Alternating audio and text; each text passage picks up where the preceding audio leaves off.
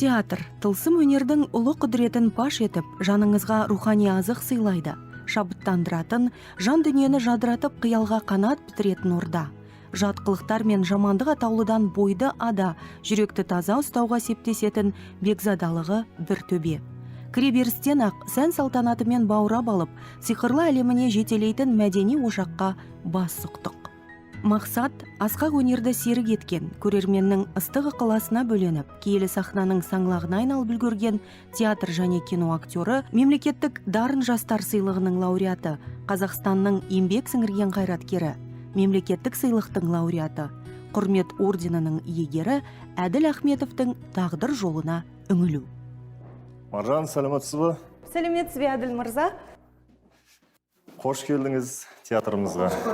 Өте қуаныштымыз. Мен де өте қуаныштымын. Алдымызда табысты актер, зор құрметпен асқақ абырой иесі. Ал бала кездегі Әділ қандай еді? Енді бала кездегі Әділді айтатын болсам, ол ұзақ әңгіме. Сол үшін отырайық, мен сізге жақсылап айтып берейін. Жақсы. Енді бала кездегі Әділ мен үшін тура осындай болды деп ойлаймын енді. Бірақ бала кезде қандай болғанымыз ата-анамызға мәлім ғой. Әділ екі қыздан кейін туылды.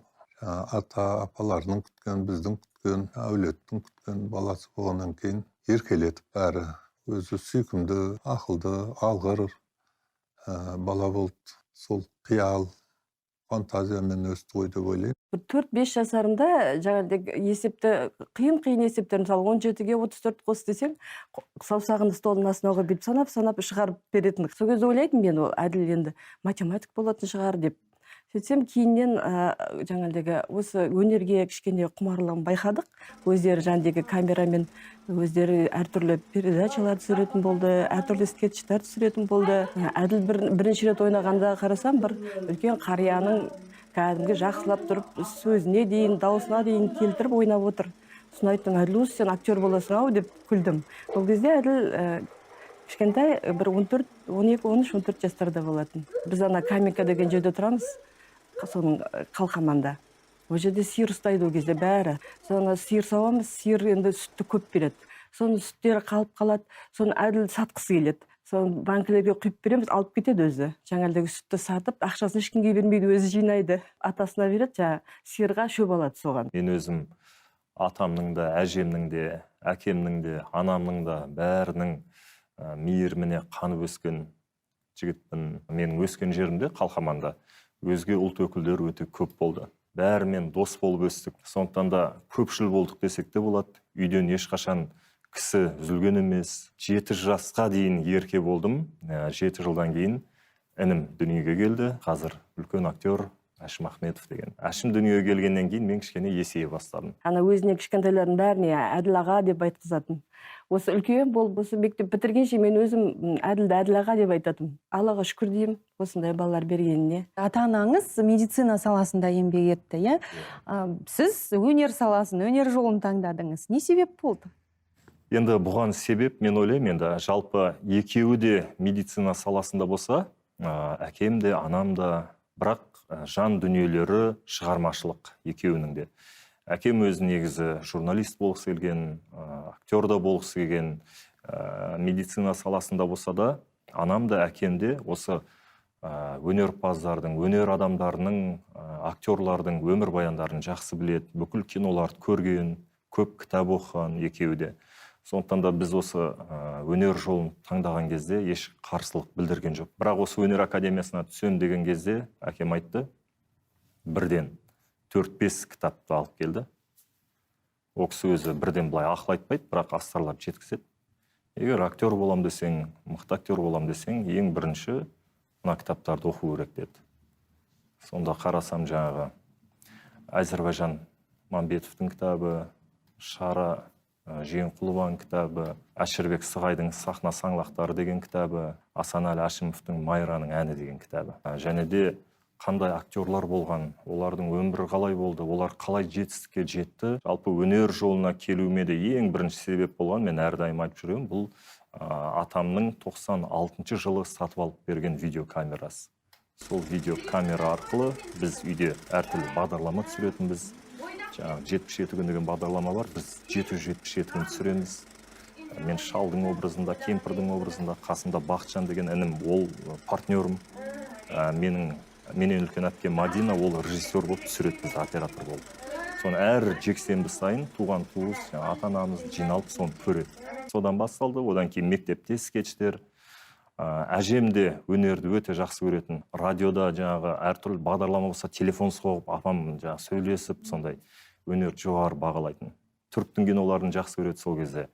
Асау жүрек деген жаңағы Юсуф Мереғұл деп. Соны айтады, Әділде, осы Юсуф Әділге ұқсайды деп қояды жаңағы. Анамыз енді ешқашан қол көтермеген, анам қатты сөйлемеген, ұрыспаған біздерге. Сен барсаң керемет болады деп жаңағы. Сен шыққан кезде жаңа былай болып кетті деп, анамыз осы жағынан әрдайым көтермелеп отыратын. Әділ Ахметов ата-анасы мен ата-әжесінің тәрбиесін көріп, өнегесін, ғибратты сөзін сіңіріп өсті. Бүгінде үлкендердің батасын алып, ризашылығына бөленіп жүр. Қонағы үзілмейтін, береке бірлігі жарасқан әулеттің әр мүшесі сан салада қызмет етіп, еліміздің дамуына үлес қосуда. Айрандай ұйыған шаңырақта ұлт жандылықтың, қазақы тәрбиенің негізі мықтап қалынғандықтан, актер ұлттық құндылықтармен қатар адами қасиеттерді де берік ұстанып, жақындарына барынша қамқор болуға тырысады. Осы бір ізгілігін жақындары ерекше бағалайды.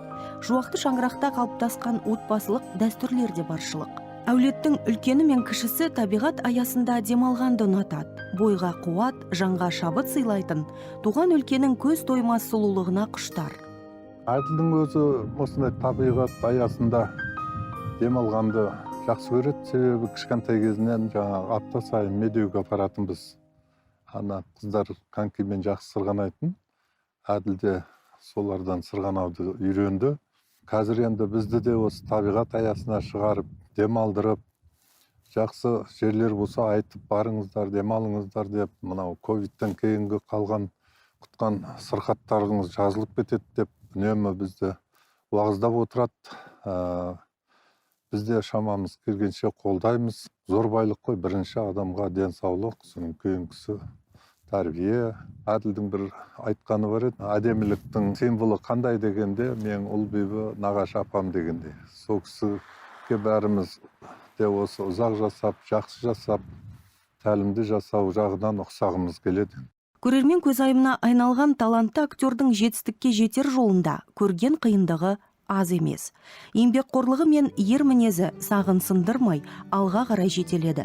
2007 жылы Әділ Ахметов Елорда театрынан шақырту алып, ұстазы Нұрқанат Жақыпбай бастаған 12 шәкірт Арман қала Астанаға бет алады. 16 мың теңге жалақы деген ақша ма?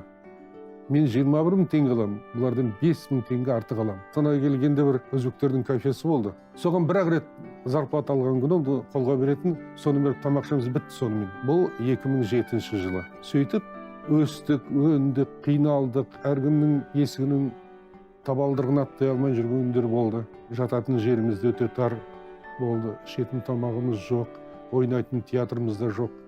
Анда-санда Қуанышбаев театрына дүйсенбі күні ғана демалыс күні бізге береді. Бір аладорбамыз бар Қытайдың. Бүкіл декорациямыз соған сияды. Қыстың күні бұл кезде аяз өте қатты, жел соғатын, боран. Астанада мына үйлер салынбаған ғой жаңағы. Соның арасыменен түсіп жастар сарайына барамыз да, соған дорбамызды қоямыз да, арғай общежитие етуге тырысамыз. Осыларды алып келді, мен не болар екен жағдайлары? Бір кезде де бір жақсылық болар ма екен деген оймен жүресің. Болады ғой деген сенесің соның кейін. Жаңа Әділ туралы айтайын дегенім, жаңа өзінен келген балаларға бір сондай қамқор. Өзінің достарына да, курстастарына өте қамқор. Біреудің бір мұңайып тұрғанын көрсе, бір кішкене көңілсіз тұрғанын болса, неге іштейді, соны алып барып, сен неге мұңайып тұрсың? Сен бірдеңе қалжыңдап, әлгіменен ойнап, соның кейін соларды күлдіріп, бірдеңе айтып, қалталарындағы ақшаларды зарплатағанда, сол столовыйға апарып тамақ беріп, тиын болса да солардың қалтасынан салып, ештеңе алмайды. Кейін сендер де осы біз сияқты ақшалы боласыңдар. Қаяқтағы ақша өзі кішкентай ғана ақша. Солай бір қамқорлық мінездерін көрсете білді. Араға жылдар салып, еңбек пен төзімділіктің арқасында қиын кезең артта қалды. 16 жылдық тарихы бар жастар театрының бүгінде өз ғимараты марқаяр жетістігі мол.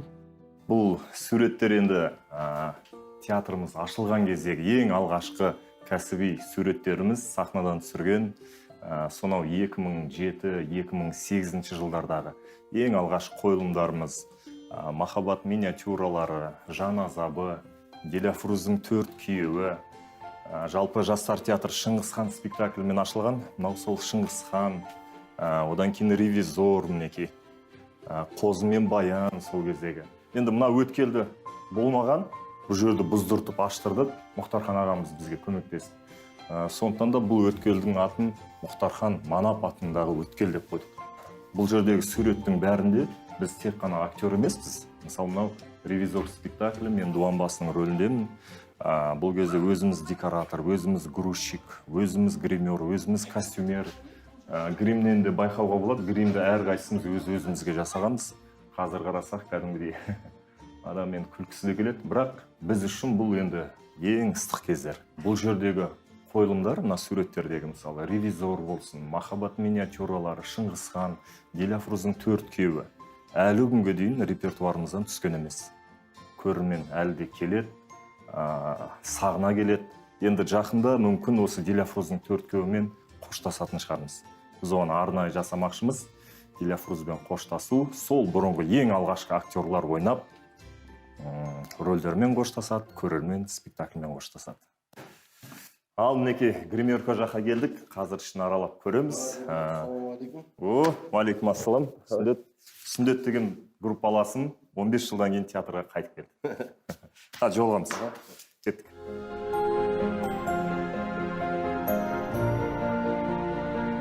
Мынау гримеркада Есқұлов Азамат екеуміз гастрольге шықсақ та әрдайым бірге жүреміз.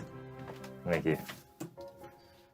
Театрдағы ең бір өзімізге ұнайтын, ең жақсы көретін жеріміз осы. Бұл жерде мына суреттер салынған бар. Тоғжан деген қарындасымыз, театрымыздың көрермені, өнерімізді бағалайтын, сол қарындасымыздың салған суреттері мінекей. Портреттер әр рөлден, әр образдан, бұйыртса 30-ға саны жеткен кезде көрме ұйымдастырамыз деп шештік. Жерде енді құнды дүниелеріміз де осы жерде, мынау менің ең алғашқы музыкальный центр әжем алып берген. Мынау біздің кубоктарымыз, спартакиадада жеңген 2 рет қатарынан жастар театры бірінші орын алған. Мен әр кинода түсіп біткеннен кейін сол образымның бір затын сұрап алып кетемін міндетті түрде.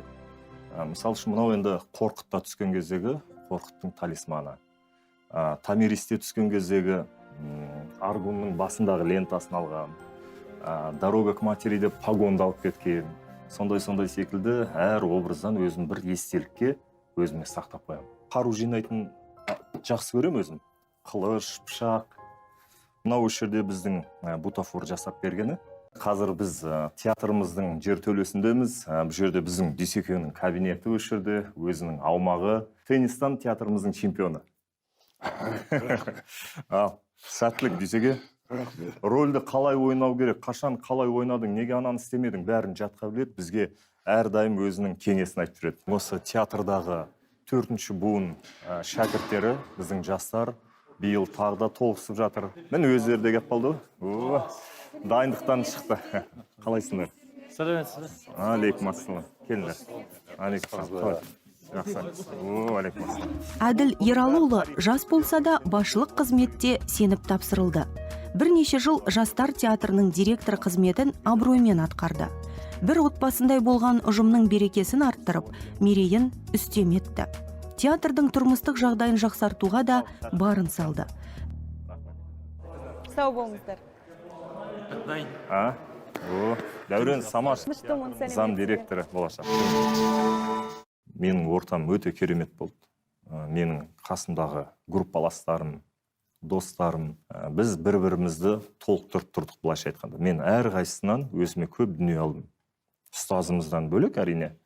Ол Дәурен, Азамат, Ернар, Бақыт, Жандәулет, Мадина, Айнұр, Сүндет бар, тағы да сыртта группаластарымыз бар. Театрда осы 8-іміз біргеміз қазір.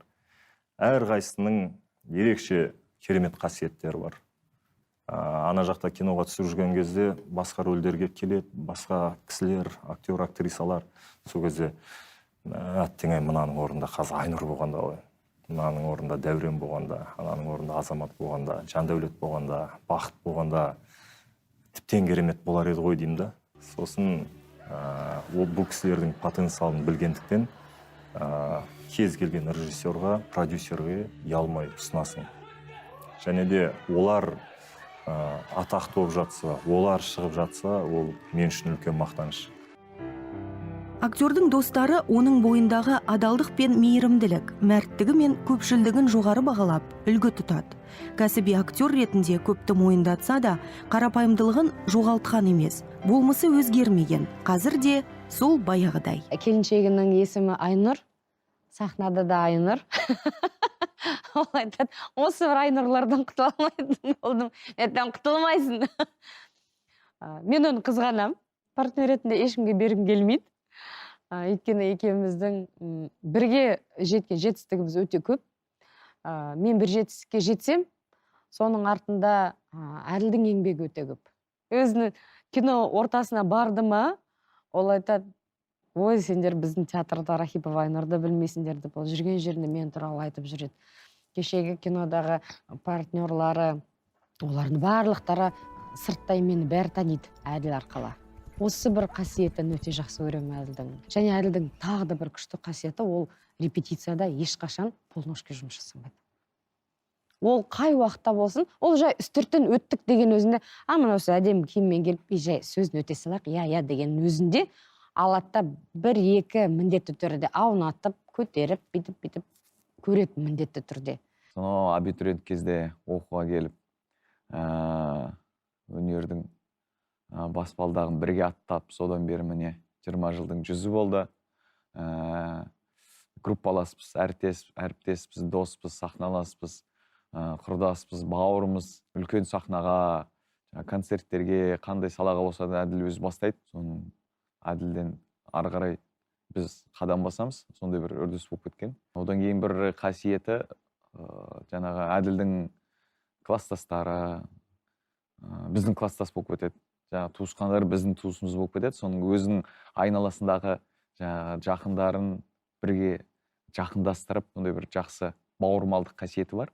Әділмен сахнадағы өмірім өте тығыз байланысты, өте көп. Қандай сахна, қандай спектакль болмасын, қасымда Әділ жүрсе, әріптесім Әділ болса, ештеңе қорықпайсың. Мығым болымыздың, бірлігіміздің тұтқасын ұстап тұрған адамның бірі.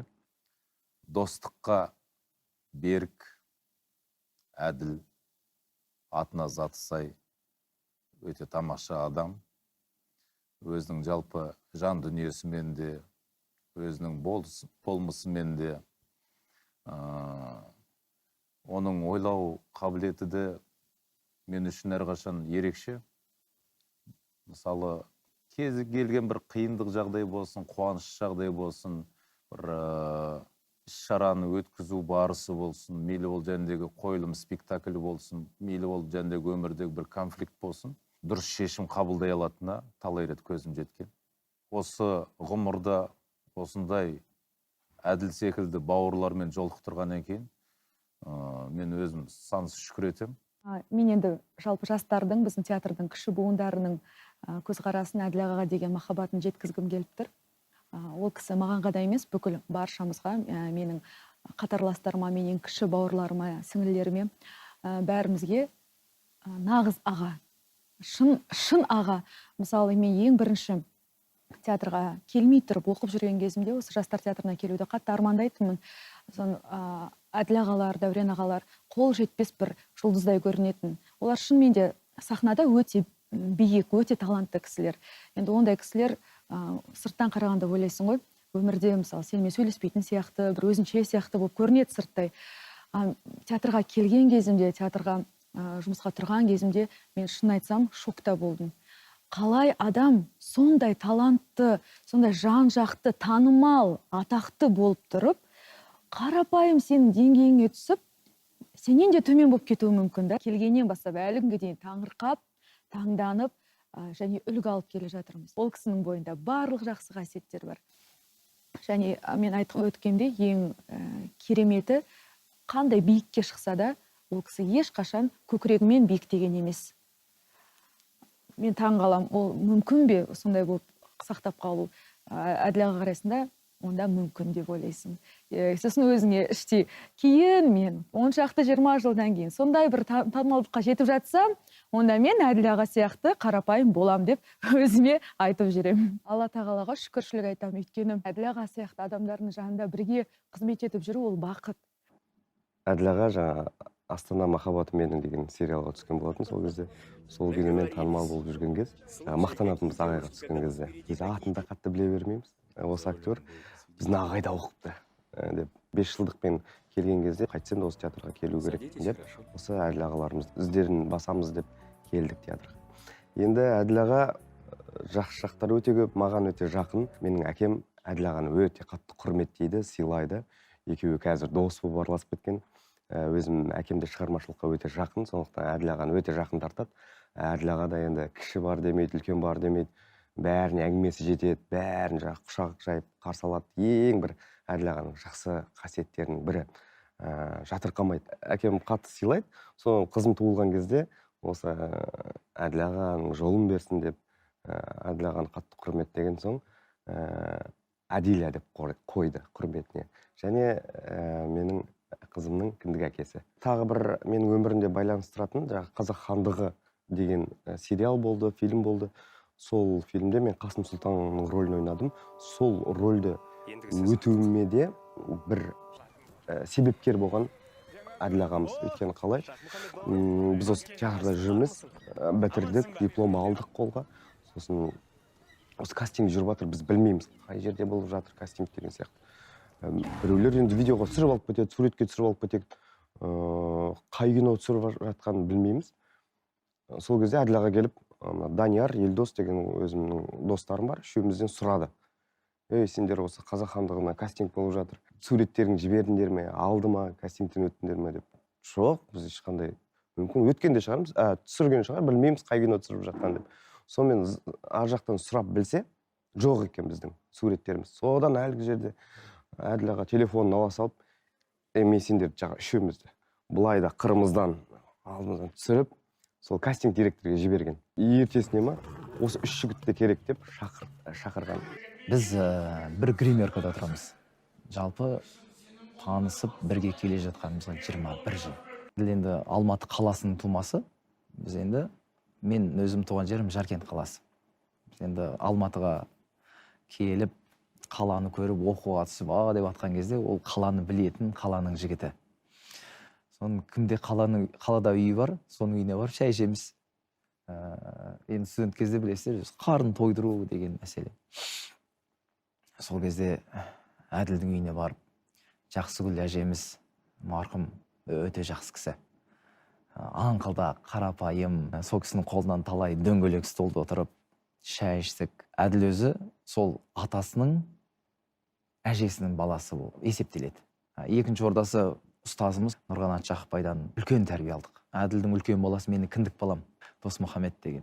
Әділ аға волейбол болсын, футбол болсын, жалпы театр ғана емес, кез келген саланы меңгерген адамның бәрі. Бір жылдары Алматыға театрлар арасында жарысқа барып волейболдан. Сол кезде жеңілетсек жеңілетін шығармыз, бірақ түр бермеңдер деп. Сондай бір мықты мотивациялар бар. Әділ аға ешқашан адамды кемсіткен емес. Себебі Әділ ағаның ұстанымы бар, бәріміз Алланың жаратылысы деген сияқты. Кімде қандай кемшілік болсын, ол кісі плюс қылып айтады. Әділ аға ылғида спектакльдерден кейін, репетициядан кейін өзі шапаны бар, қалың шапаны. Соны бүркені болады. Кетіп баратады. Неге шапан бүркені болады? Бәрімізде терлеп отырық қой деп ойлаймын да. Бірақ соңына келе, ертесін ойласам, Әділ аға бізге керек екен да. Ол кісіге ауыруға болмайды. Біздің мотиватор, біздің сара дара жолдарымыз алдағы. Сол кісілерге қарап бой түзейміз. Бір сөзбен айтқанда, ағасы бар, жағасы бар деп бекер айтпаймыз. Біздің жағамыз текті және тіке. Институтта қабырғасында оқып жүргенде, үйге сонда 5-6 сағатқа барамыз ба, одан да осында қонайық деп, қалтамыздағы 15 теңгеден болса да жинап, сол жерден тамақтарымызды ішіп, сонда ұйықтап болатынбыз. Әділ ұйықтамайды. Оның жанында Дәурен бар. Олар екеуі тұрады екен дағы. беттерімізді бояйды ғой. Бояғанда да ол зеленкімен бояйды, кәдімгі дәрімен. Ол кетпейді. Қыздармен амандасамыз, жаңағы достарымызбен, мұғалімдерге сәлеметсіз бе дейміз, олар бізге қарайды, мыналарға не болған. Содан астында бет жуатын жерге барған кезде үлкен айна бар, айнадан өтіп бара жатып, бұлай қараймыз да, содан екеуі қашады, Әділ Дәурен екеуі. Артынан қуамыз, анау кетпейді. Содан барып сабынып, жуып, сабақтың бір 7-8 минутқа кешігіп кіреміз, беттеріміз қып-қызыл болып, содан күліп, ұйқыларын қанып, беттерінде әбден жуып, сабаққа жаңа оймен келдіңдер, құлшыныспен келдіңдер де, сондай бір қызықты оқиғалар көп болатын. Бірақ әлі сол өзгермеген Әділ, ұлық болсаң кіші бол деген жақсы бір қағиданы ол жақсы ұстанады. Өзінің бір ерекшелігі сонда Әділдің. Әр кейіпкердің рөлін ашу актерден үлкен жауапкершілік пен ізденісті талап етеді. Кейіпкердің сөйлеу мәнерін, жүріс-тұрысын толық зерттеп зерделеп барып, болмысын айнытпай, шынайы шығару үшін актерге талант пен тапқырлық керек. Осы қарым-қабілетінің арқасында кино мен театр майталманы қоржынындағы қайталанбас образдарымен халықтың сүйіктісіне айналды. Танымалдылық пен табысқа қол жеткізді. Комедия, трагедия, тарихи драма, қай жанр болмасын, Әділ Ахметовке жат емес. Әр рөлін өзіне ғана тән бірегей шеберлікпен сомдап, шарықтау шегіне жеткізеді. Актердің жан-жақтылығын туа біткен қасиетке баласақ та, ерен еңбегінің табандылығының да үлесі бұл. Биік өнерді асқақтатып жүрген ерекше дарын иесі Әділ Ахметовтың алар асулары, келешекке жоспары көп. Ал талғампаз көрермен сүйікті актерін жаңа шыңнан көруге асық.